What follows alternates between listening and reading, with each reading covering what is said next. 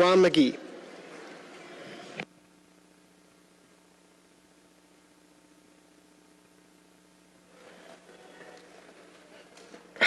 Hello, my name is Leron McGee. I'm a volunteer activist. I represent the nonprofit From Me Unto Unity. I'm here today to speak on behalf of the Forest Cove apartment tenants. The issue is, I had a call yesterday from a family member of a Forest Cove tenant, and what she told me is that the tenant has not received any help with getting housing. So what she did, she reached out to some people and they helped her get housing, but she had to take out a loan. She had to take out 2 loans from one of those loan companies to afford the housing, and she took 2 weeks off of work. The $1.5 million that was wrote into legislation back on May 16th, the people of Forest Cove, to help the people of Forest Cove move, the people of Forest Cove have no idea of how to access those funds. They were supposed to be out by June 15th. This is all they know. They're still there. They don't know if they will be put outdoors. They don't have any help. No one from the city of Atlanta has helped them or came out to speak with them. They reached out to me. I put a Facebook post up yesterday after receiving that call. I had tenants start calling me saying, do they have to put in an application, saying that other tenants are just leaving to find temporary shelter in fear that they'll be put out one day and their stuff will be put out. So I'm asking you, I've been calling Jason Winston's office, and sister, what's her name, Cheryl Bennett, your chief of staff, she has not returned my calls. I need some kind of help with finding a way to let the people know, the tenants know, how do they access the $1.5 million, and how do we get reimbursements for the ones who have paid out-of-pocket expenses. Thank you so much. And I need literature. If you can get me literature, flyers, I go out myself, I have volunteers, and we'll pass the information out to them. Thank you so much. Thank you. Next we have Henry Jordan. All right.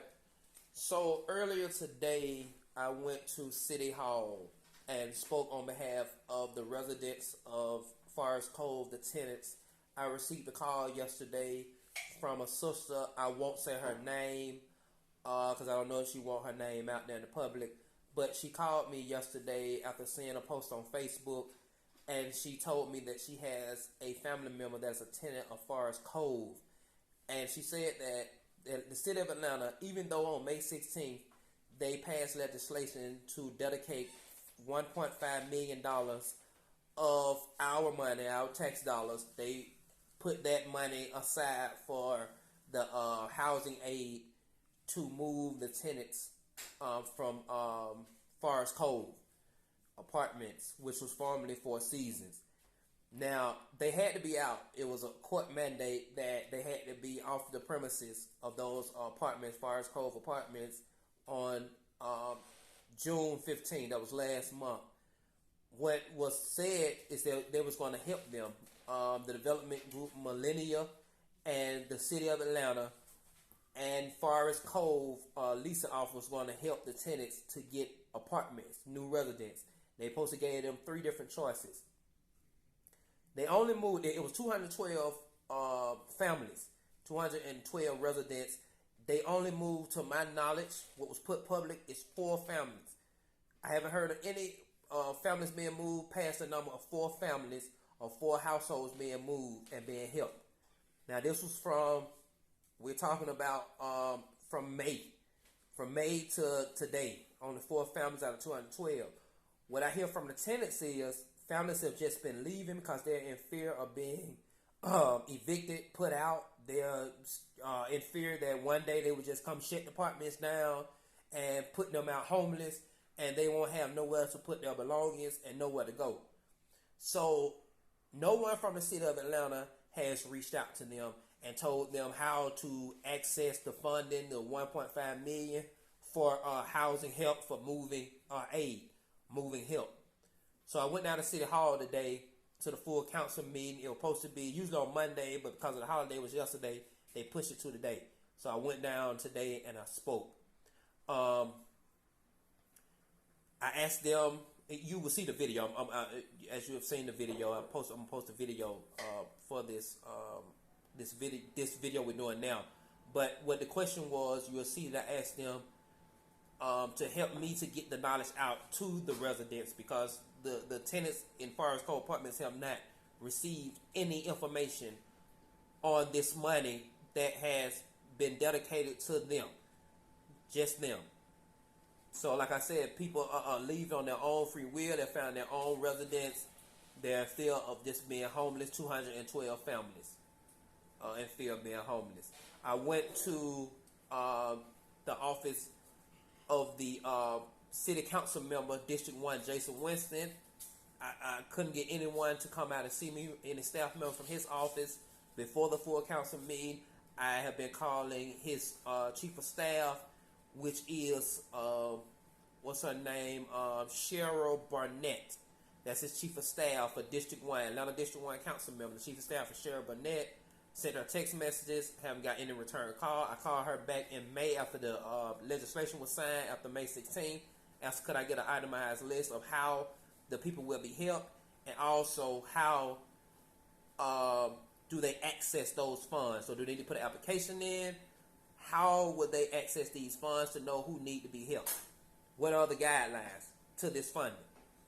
No one has got back with me since then. So I went to City Hall today. I went to the mayor's office. They have told me that who's in charge of the money is an APD urban management, urban planning management. It's a sister. She's involved in it. Her name is, hold on, let me get the name out. Bear with me. They wrote it down for me. Let me get it out so I can be correct. Her name is Tracy Bryant. Tracy Bryant, she's the administrator of the APD Urban Planning plus Management Department. Her phone number is 404-400-1854. That's her phone number, 404-400-1854.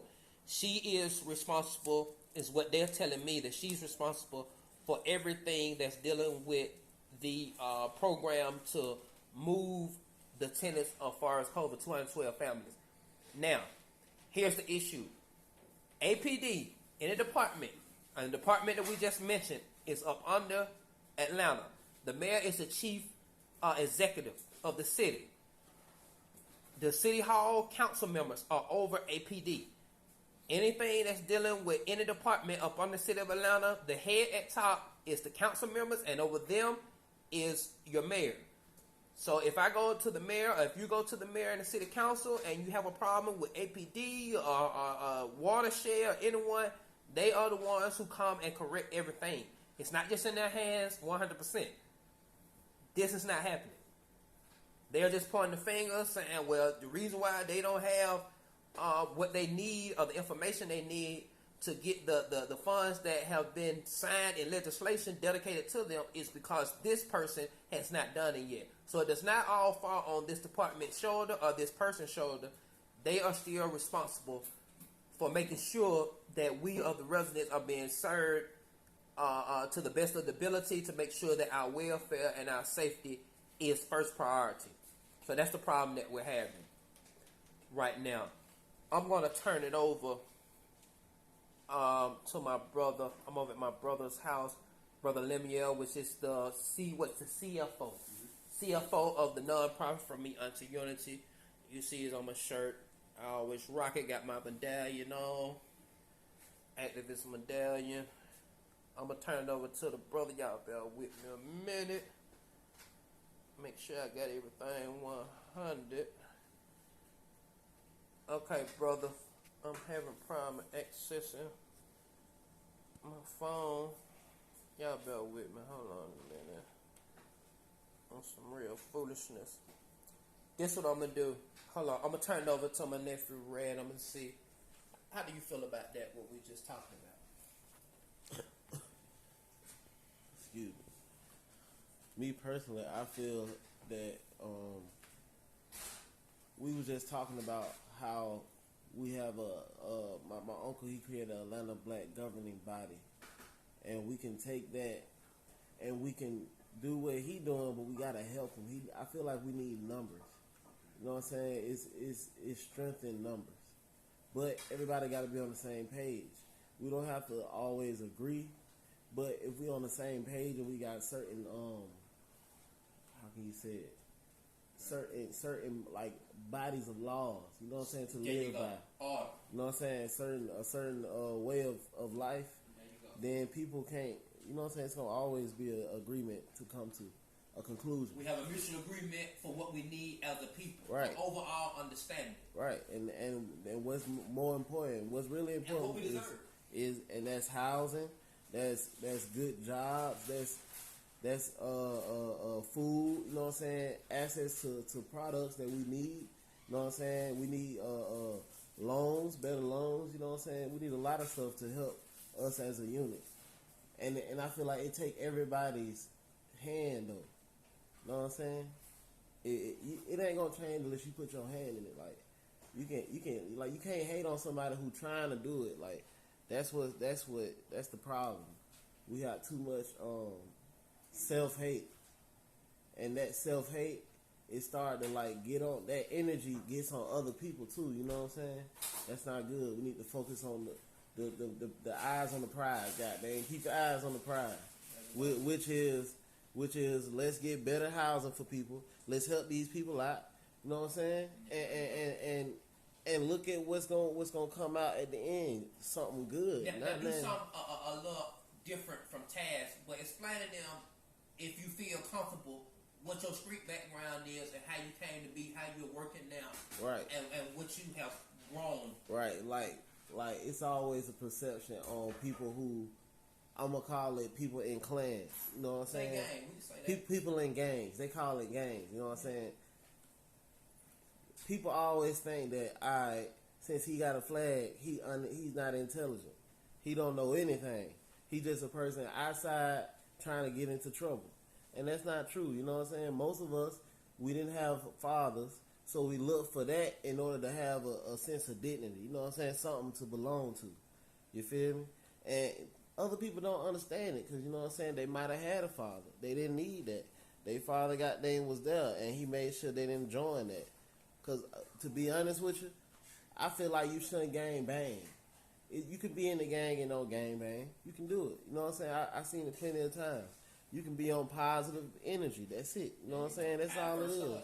You know what I'm saying? And if you really, and like you said, if you think about it, it was really made to take care of the neighborhood. Like, to bring money into your own neighborhood. Don't steal from your neighborhood. You know what I'm saying? Because you're stealing from yourself.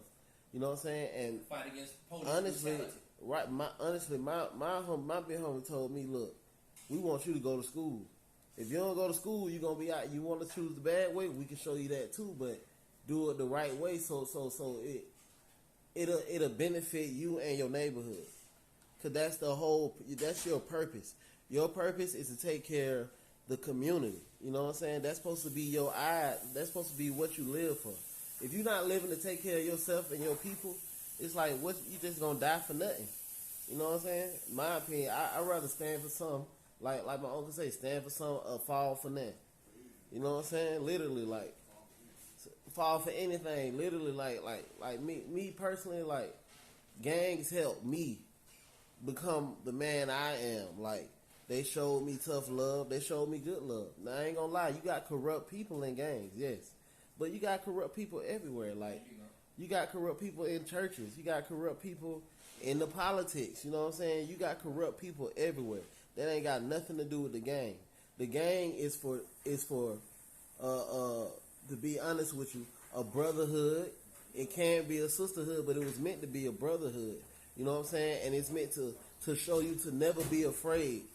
You know what I'm saying? If you there by yourself, rep where you from. Literally. Think about that. Like, if from me to Unity, right? If I'm by myself with a shirt, like he go to the city hall by himself. You feel me? And talk to them people by himself. You feel me? But if we had numbers, just imagine, just the power he created by himself was crazy. It sent chills. Just imagine 100 of us. You know what I'm saying? 20 of us on the same page. Man, it will be unstoppable, bro. Thank you so much for that. I really appreciated that, and I wanted you all to hear that about the games. The game, remember where it started from? It started from the Black Panther.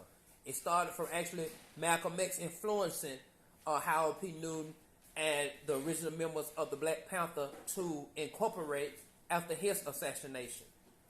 You know, to come together and say, hey, we got to fight against police brutality. We got to fight for our neighborhoods. Systemic racism is taking over. Back then, they had the heroin epidemic. When they were dismounted, they started the Crips, the Bloods, the GDs, which was growth and development. Before it was called Gangster Society, it was growth and development. So we want to let you know to stop letting people put a bad stigma on what we do to organize. Because it's easily can be done if we don't protect our people. Everything can be turned into negative or positive. It's up to us to protect it and keep things positive. Or to take it from negative and bring it back to positive. That is the mission from Me Unto Unity. That's what we stand for. We're not condemning our people. We're just showing the way, and we have empathy to understand this is what they're going through. If you got youth out here homeless in the streets, no social services, no politician, no one is looking out for our youth. They're criminalizing our black youth.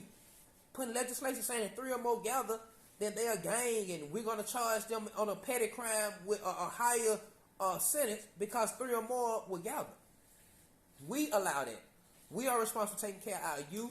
We're responsible for taking care of ourselves. We're responsible for taking care of our people. That is what we're all about in From Me Unto Unity. That's what we push for. We don't have no funding. We do this on $0. We come out to the people. We say, hey, this is what needed. And we don't do it because we want clout. We don't do it because we're trying to be politicians. We do it because we are equal. We are the people. We low income. We struggling. We pension head. And we understand the principle that we have to come up together. That is what our ancestors fought for. They didn't just fight for us to go stand in no voting line and to be at church on Sunday praying and throwing dollars in the church. They gathered for our empowerment, for our equal rights, for our civil rights, our human rights. And that's the principle that we stand on today. We stand on the principles and we stand on the shoulders of our ancestors. That's what For Me Unto Unity is about. We stand on the shoulders of our ancestors, one who came before us and sacrificed. That's what we're all about. I'm going to let our CEO, CFO talk, Brother Lemieux. I'm going to let him get on there, Brother Poochie. How y'all doing today? First off, I feel like it's time to hold these politicians accountable. We follow the money. If you follow the money, you'll understand politics. There is no reason Atlanta is getting all this funding and the city of Atlanta citizens are being left without. Bottom line. You're sitting up there, you pay for this seat, pretty much. You pay for this seat in his office to help our community, but yet and still you're not. Yes, it is time for you guys to be held accountable. We are the people who put you in office, pretty much, you know? You're supposed to serve us. You're not serving us. You're serving yourself and whatever entity that is putting money in your pocket.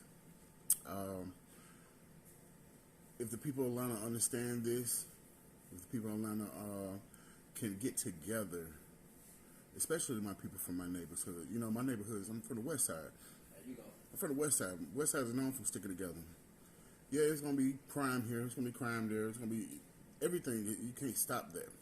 But we can stop all these things going on as far as like the living habits. The elements that cause crime. Right, exactly.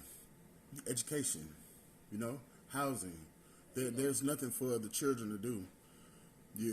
There was a place that Darren Village. They had basketball court and a pool. They tore the basketball court down, filled up the pool. What are you planning on the children doing? Stealing? Just so they can goddamn go to jail and make them another statistic? That's not fair.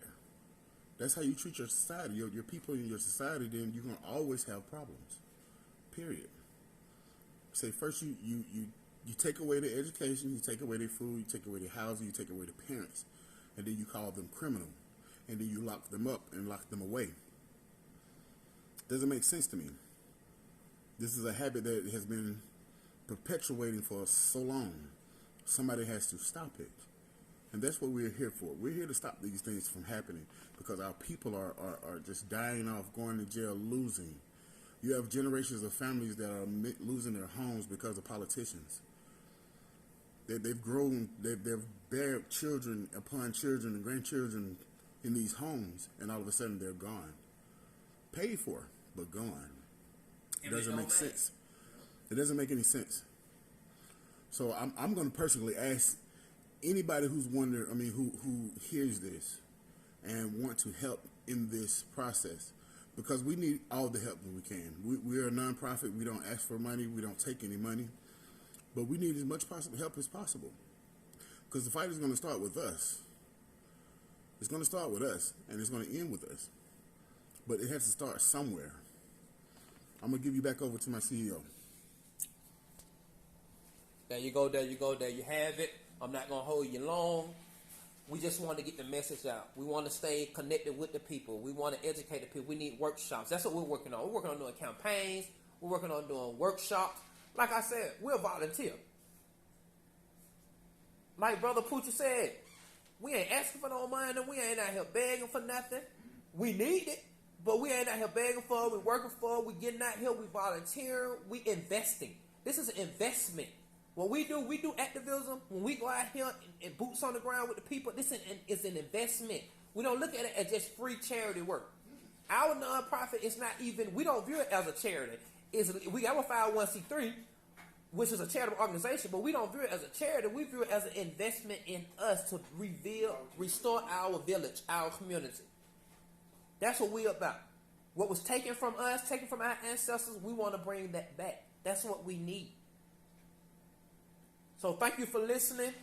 Hopefully you will join in on the movement, join in on the fight for yourselves, for your household, for your neighborhood, for our future generations, out of respect for our ancestors who did it for us. All right, peace. Y'all have a good one.